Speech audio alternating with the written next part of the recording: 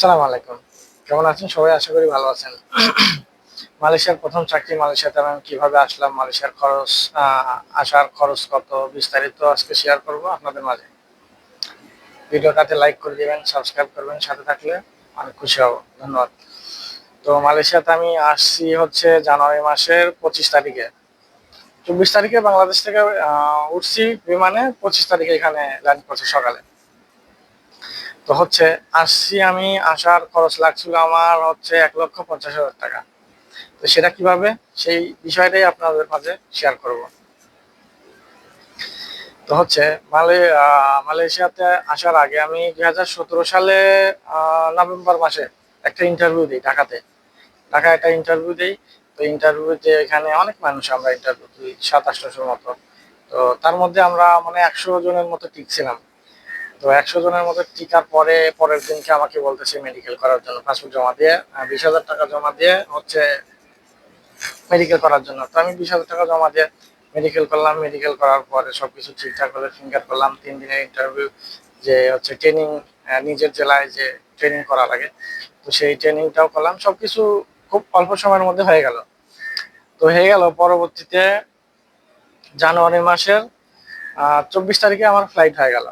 এর মধ্যে খরচ টোটাল হচ্ছে ১,৬০,০০০ টাকা চাইছিল, বাট আমি ১,৫০,০০০ টাকা দিছি।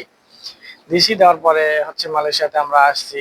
আসার পরে হচ্ছে সিঙ্গাপুর এয়ারলাইন্সের বিমানে হচ্ছে সিঙ্গাপুরে নামছি। সিঙ্গাপুর থেকে পরে কুয়ালালামপুরে আসছি। কুয়ালালামপুরে আসছি পরে হচ্ছে ওই যেই গার্মেন্টসে আসছিলাম, ওই গার্মেন্টসটার নাম ছিল হচ্ছে ইম্পেরিয়াল গার্মেন্টস। তো ওইটা ছিল হচ্ছে মালয়েশিয়ার পেরাক ডিস্ট্রিক্টের ইপুর ডিস্ট্রিক্টের পেরাক রাজ্যে অবস্থিত ছিল।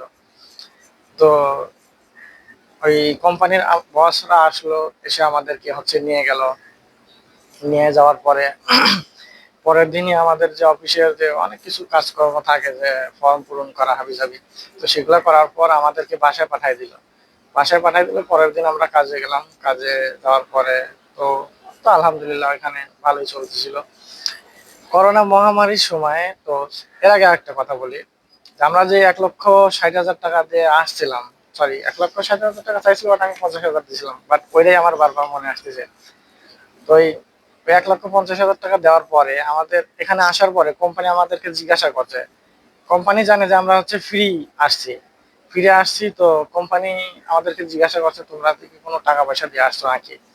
তো তখন আমরা হচ্ছে বললাম যে হ্যাঁ, আমরা প্রত্যেকেই ১,৫০,০০০ টাকা করে দিছি। তো দিছি, তো কোম্পানি এটা হচ্ছে জাস্টিফাই করছে। জাস্টিফাই করার পরে প্রমাণ পাইছে যে সত্যি আমরা টাকা দিয়ে আসছি।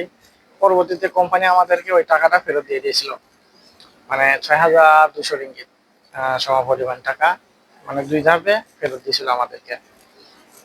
দেওয়ার পরে ওইখানে তো ওই কোম্পানিটা ছিল হচ্ছে সেলাইয়ের কাজ। তো আলহামদুলিল্লাহ ওই কোম্পানিটা অনেক ভালো ছিল, আমি অনেক মিস করি। আমি যে ওই কোম্পানিতে ৩ বছর ৩.৫ বছর কাজ করছিলাম, তো আমার একটা বারের জন্য মনে হয় নাই যে আমি হচ্ছে মালয়েশিয়াতে কাজের জন্য আসছি, মনে হচ্ছে টুরিস্টে আসছি এরকম। কাজ বাসা সবকিছু মিলে এত ভালো, সারা জীবন আমার মনে থাকবে। তো ওই কোম্পানিটা হচ্ছে ওই যে করোনা মহামারী শুরু হলো তার পরবর্তীতে, তার পরপরই বন্ধ হয়ে গেল। বন্ধ হয়ে গেল মানে এখানে মালয়েশিয়ার বেসিক বাড়াইলো মালয়েশিয়ার সরকার। তো এই কোম্পানি সিদ্ধান্ত নিল যে তারা এখানে আর কাজ করবে না, এখান থেকে কোম্পানি ট্রান্সফার করে নিয়ে ভিয়েতনাম নিয়ে যাবে। ভিয়েতনাম নিয়ে যাবে, তো চায়না বা কম্বোডিয়া অনেক যে কর্মীগুলো এখানে কাজ করতো, তো তারা ভিয়েতনাম গেল আর কি, কিন্তু আমরা যাইনি, আমাদেরকে নিল না। তখন আমাদের হচ্ছে অন্য কোম্পানিতে শিফট করে দিল, এই যে এখন বর্তমান যে কোম্পানিতে আছি, এইচসি কোম্পানি।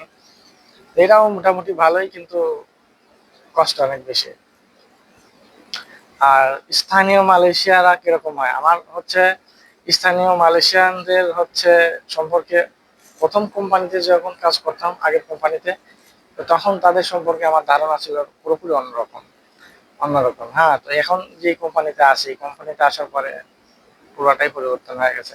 তো এই বিষয়টা অন্য একটি ভিডিওতে শেয়ার করব, যে হচ্ছে স্থানীয় মালয়েশিয়ানদের সাথে কিরকম ভাবে চলাফেরা করবেন, আচরণ করবেন, আর তারা কেমন হয়।